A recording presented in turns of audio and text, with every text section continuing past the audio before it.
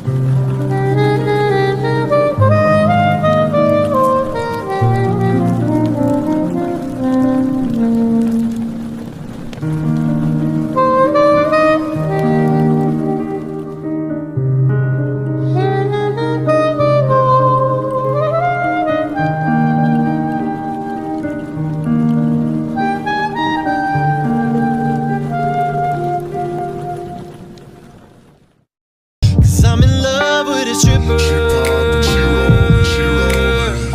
She climbing that pole. I'm in love with a stripper. She playing. I'm not going nowhere, girl, I'm staying. Hey everybody, I'm the Loud House Critic, one guy with 1,000 views and all the episodes we must review. So here we are in the last week of February, and I just got one more love-themed episode to actually review. And I'm just gonna say right now, this episode didn't really pique my interest when I first heard it and watched it, because Lovebirds, the 16th episode of season 4 of the Loud House, but much likely above all, the 165th episode. This is another episode that actually centers around the pets, but is love really in the air, or is this another heartbreaking hotel? We try to see, falling behind in what could be. Bring me a higher love. Bring me a higher love.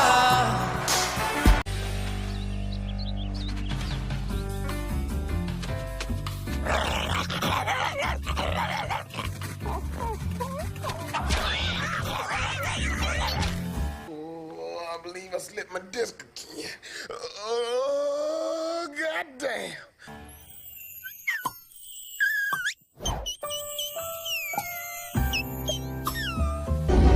What are you staring at? Seen that face before. Who is she? Who's the girl? Okay. Okay, I'm starting to feel a little awkward love struck here.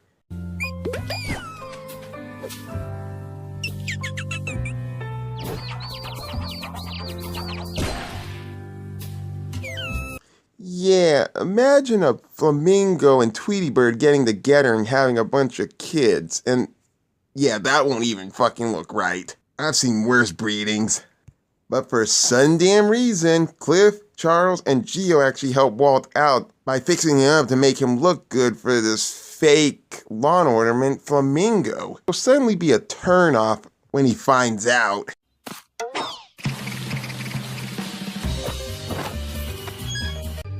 How about a shave?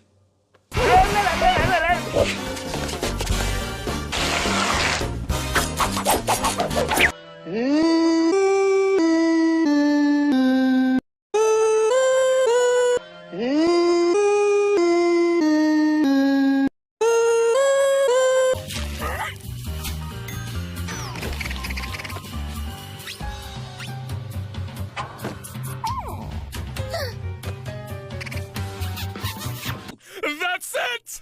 Breathtaking.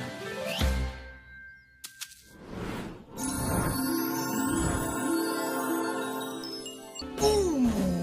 Somebody stop me! Bellissimo!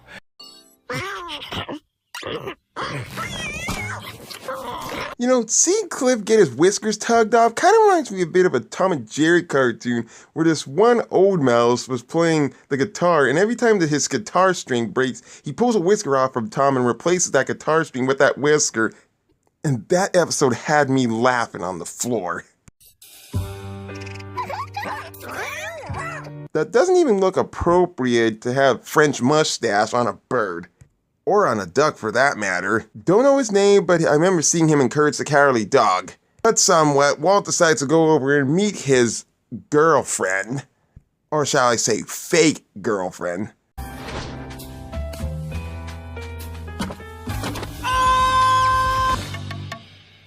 Stop flirting with my lawn ornament, Loud! Now screw me sideways, I had no idea that flamingo lawn ornament actually belonged to Mr. Grouse.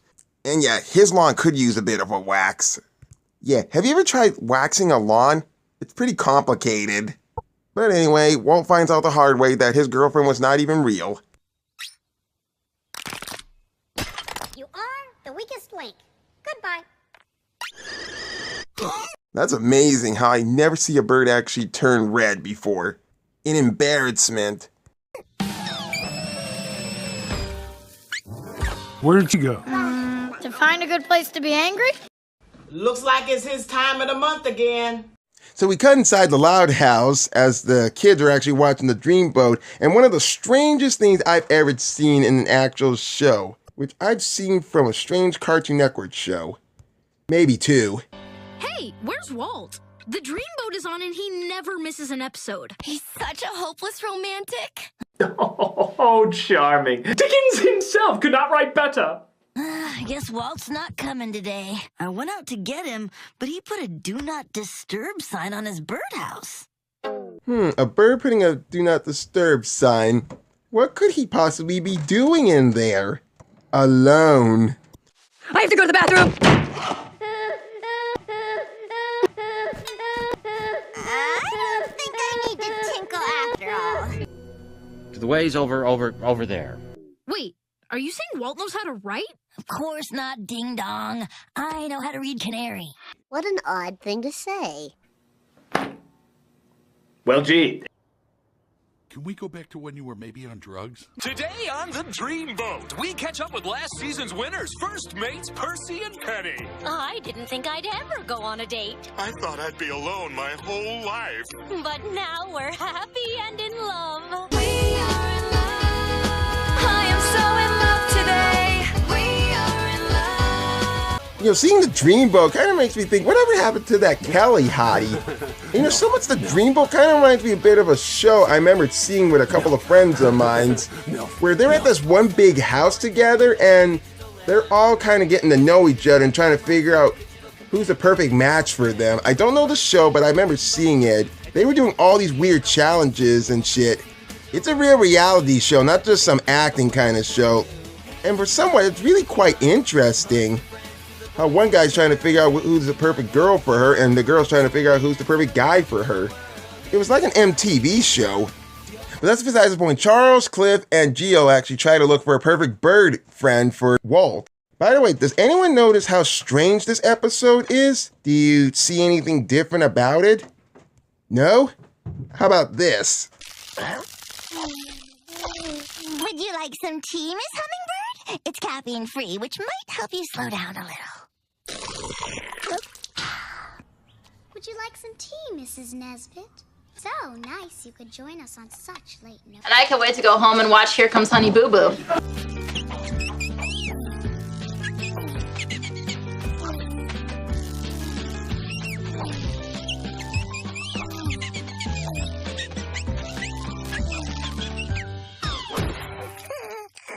Survey says...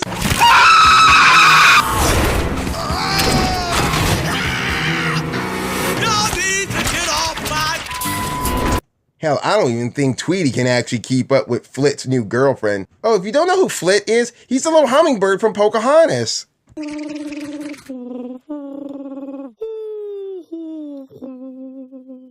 Thank you for your song, Morning Dove. You're really attuned to deep emotions. Boo!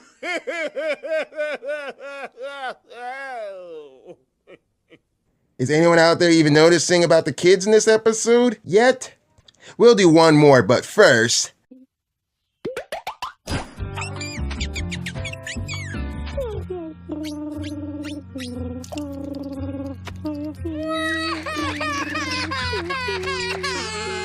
You've got to be shitting me. Survey says 9, 10.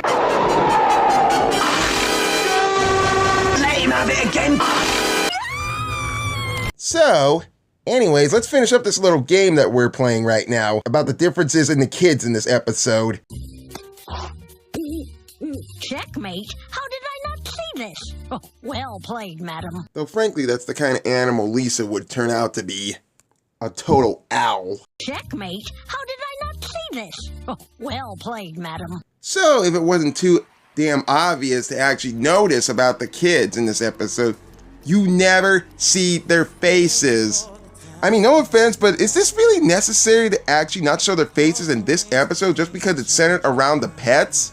And honestly, we already know what these kids look like, just like we already know what the parents look like. I mean, in the first season, we never saw their faces until they finally decided to show their faces in the second season. There's no reason to actually hide their faces here. We know what the kids look like. You could easily just show a bit of their faces and cut so much dialogue out of this. But speaking of fact, this episode seems to have the shortest dialogue I have ever heard in an episode of The Loud House. Then again, I've seen so much weird things with Tom and Jerry, because somehow I think that show worked nicely about not showing any of the adults' faces. Well, sometimes. There were a few episodes they did actually show the faces, but somewhat, that one actually worked nicely, unlike another weird show that didn't do it so well. Oh, aren't our kids something, Dad? Mama, there's nobody quite like him.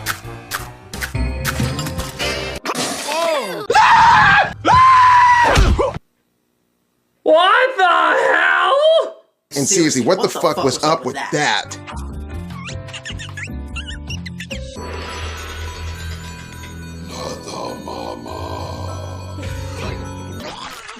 Survey says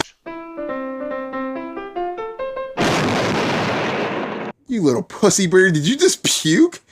I would not go and call that sick and twisted, unlike this. That's not normal! What the fuck? Oh, you bet the hell not. Gio, you little pussy. No offense. Oh, no offense, Cliff. No offense at all. I meant no disrespect. So the trio still keeps searching for a mate for Walt.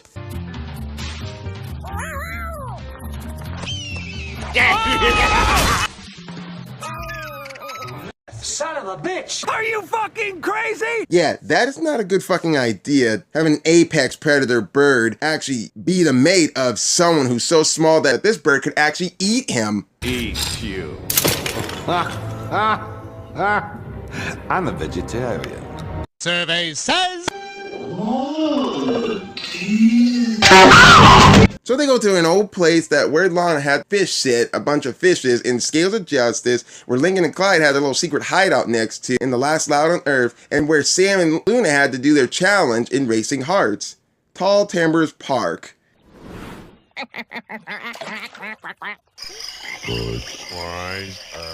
I can't believe they went with the frogs. Louis. Our audition was flawless. Louis. We did the look. Huh? We did the tongue thing. Mm-hmm. That was great. Louis, frogs sell beer. That's it, man. Number one rule of marketing.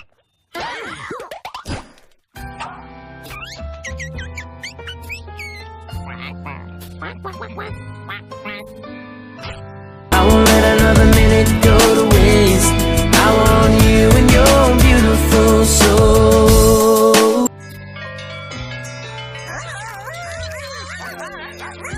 You got me floating. You got me flying. So the trio of pets actually approached the duck, or at least a female goose, as seems how it looks. And I'm just gonna say out there that I can't actually understand what they're saying. They actually introduced themselves and they asked the female goose if she can help cheer their friend Walt up.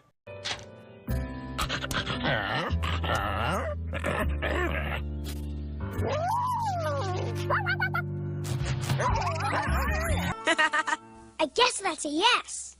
So what are we waiting for?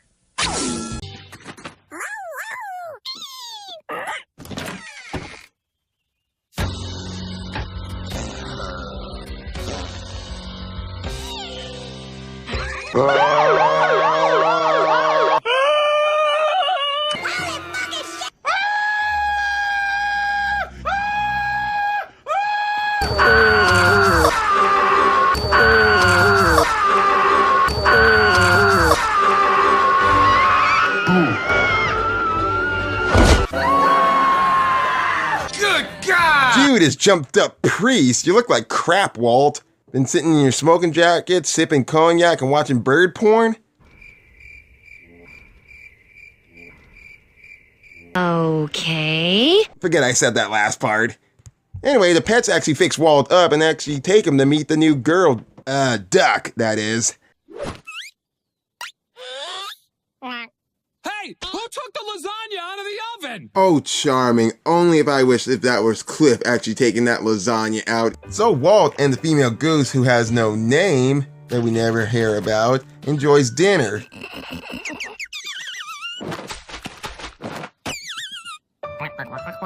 Yeah, this would be a rather perfect opportunity to put the captions on that so we can understand what they're exactly telling us. Because I don't think kids are actually going to get this.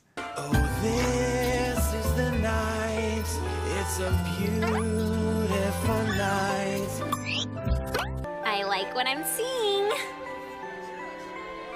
They really do look good. Yeah, I'm glad for them. So much likely when trio of pets are actually set up a wedding for these two, the bad news comes to them from the female Goose.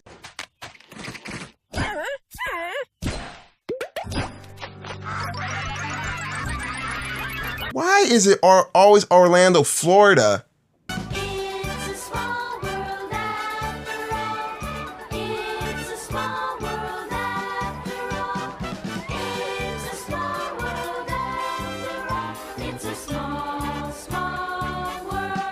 Oh, so that's why birds fly south for the winter, so they can go to Disney World. It all makes sense now!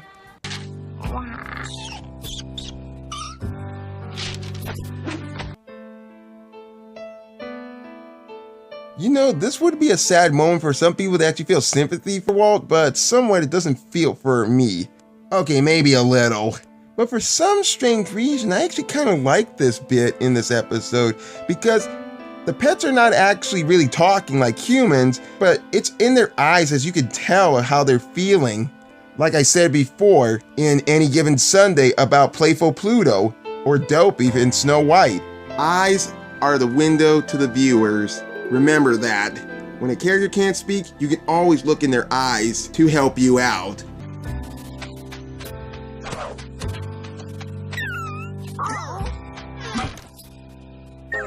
Looks like Walt is going back for round 2. You're gonna need a lot of tissue for this. Yeah, take it. Yeah, you're bad. Who's your daddy? Who's your daddy? You're adopted.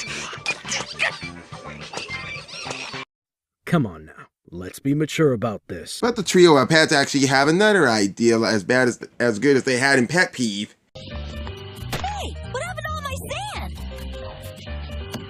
Has anyone seen my wave machine? I need the white noise to nap. 3 of my orange polo shirts are missing. Well, I borrowed one to change Vanzilla's oil, but I don't know what happened to the other 2. Real mature. That's really rude of ya. I seem to be missing the space heater needed to warm my crocodile eggs. What did you say? Never mind! Wait, what the are you doing, man? What the fuck are you doing with crocodile eggs? I never knew you would experiment on them. Usually that's Lana who actually takes care of the crocodiles. But why is it Lisa doing it? Yeah, and sooner or later the parents are gonna find them and they're gonna flush all 3 of them down the toilet. And we all know what happens then. But somehow this was a bit out of Lisa's character a bit about how sick and twisted she is. Well, so to speak, she kind of is sick and twisted, but not like this. Normally I expect Lana to actually take care of those crocodile eggs, but Lisa? What the hell are you thinking? Survey says...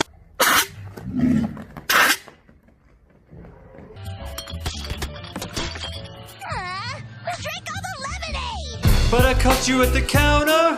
Wasn't me. Loud! Which one of you hooligans cut all the leaves off my philodendron? Saw you snacking on the sofa. Wasn't me. Has anyone seen the beach umbrella? You even had him in the shower. It wasn't me. Lenny, it's fall. It is? Oh, then never mind. I had this dream and you were there, and so was your sense of logic to actually realize that it's the middle of autumn. You airhead. But some of all the missing items that the Louds were actually missing, even Mr. Grouch, the pets were actually using it to actually make a beach inside Charles' doghouse. If only Snoopy's doghouse had that much room into it. Speaking of, I wonder how the fuck did he even cook all that dish on Thanksgiving Day in that doghouse? Why didn't he cook the fucking turkey during the time when they were gonna have Thanksgiving Day dinner? Especially after when Charlie Brown and Peppermint Patty and the whole entire kids left to go to grandmother's house and they decided to eat that turkey. That's fucking selfish of them. But I'll let that shit fly. So Walt flies to Temper's Pond to actually meet his girl Goose and actually tell her to give her one more chance to be with him, which she totally agrees with before she can catch up to her family. She goes and joins Walt inside Charles' doghouse at the beach, sort of.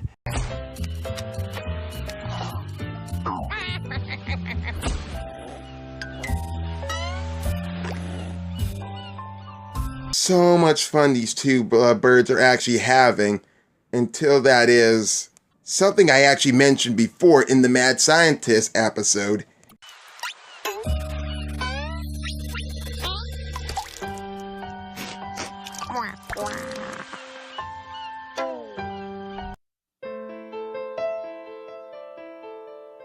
Now that seeing that Walt's feeling sympathy for her, he agrees to actually let her go migrate south, leaving him all alone once again.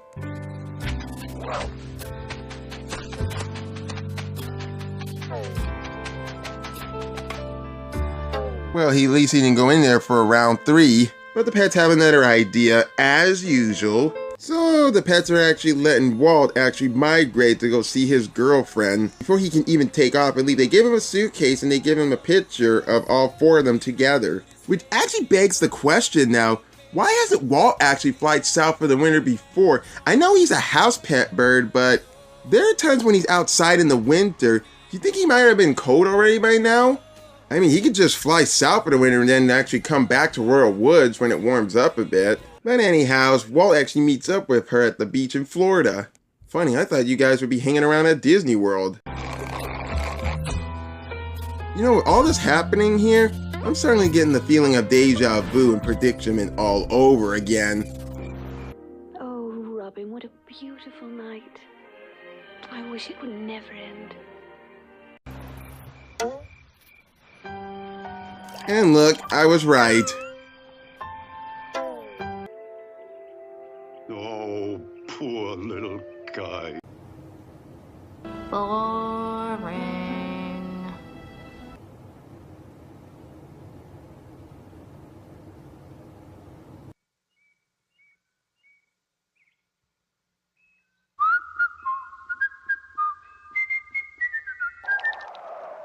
Nothing.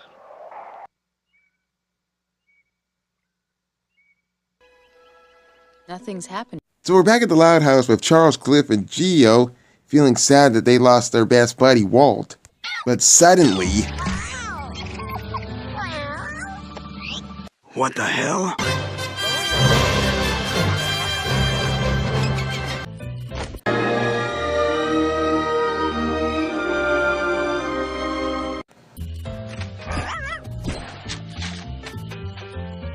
You know, much like I said before, I wish the captions could be on for what the pets are actually saying. But it happens.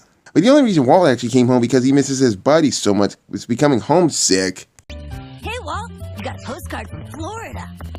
Ooh, it's from a duck. She says she can't wait to see you again in the spring. Ooh, lucky bird. Lucky little yellow bird. Wait, are you saying this duck knows how to write? Of course not, ding dong. I can read duck. Is there something that you can't read? Like maybe giraffe language? Speaking of, I wonder what the hell kind of noise does a giraffe make? Oh well, fuck it. The ending gets so tender. Try a little tenderness. Oh, Jeez, enough is enough. We can't forget about love. Hey, stop making out there, lovebirds.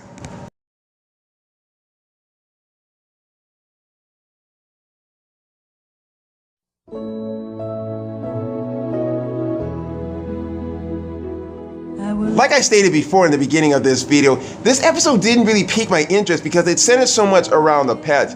I don't hate it. Let me just say that again. I don't hate this episode. It just didn't really interest me, but it's still quite enjoyable to actually watch. Better than that fucked up Secret Life of Pets, that is. The episode Lovebirds, every time I've watched it, and any time that I have watched it, I almost nearly forget about it. Due to this episode having the smallest amount of dialogue, I just love seeing Geo, Charles, and Clip actually helping Walt out trying to find a perfect bird to love. And I'm not so sure if anyone out there even likes this episode when it's kind of like Tom and Jerry. What I mean is that it centers so much around the pets, we don't even see so much the siblings' faces. I mean, why was that even necessary to happen? We already know what they look like. I mean, they did that same shit in the first season with the parents until they decided to show their faces in 11 Louds of Leapin', so why do it here? Don't know, guess they were trying to do something new. And this may be just me, but did anyone else even notice that some of the facial expressions that Lincoln has in Walt, or is it plainly just me overanalyzing that? But anyway, all I got to say that this show keeps on surprising me when I at least expected. I felt like the episode Lovebirds was kind of interesting. Not my top personal favorite, but somehow it just kind of interested me because I have enjoyed this episode of The Loud House that centered around the pets. Better than Pet Peeves where they were trying to get rid of one pet just because all the other siblings were getting attached to it. By the way, is that thing a damn Pomeranian or a sheepdog? Because honestly, I swear I've never seen a dog looking like that size of a baseball. But somewhat, the plot of Lovebirds was surprisingly heartwarming, but I honestly forgot that the Louds had even a pet bird. I'm sorry to say, I was more focused on the Loud sisters and even Lincoln himself. But somewhat, if you guys really like this episode, it's fine. It's still enjoyable, it's still heartwarming, but I would watch The Brave The Last Dance more often. I'm the Loud House Critic. And oh, and one more thing. If any of you guys were requesting me that new Lenny Loud episode that recently came, just wait until either April, May, or either June when the time comes when I run out of episodes out of Lou Ann and Lily. In the loud house, duck, dodge, push and shove. It's how we show our love. In the loud house, one boy and 10 girls wouldn't trade it for the world. All you have to do is stay.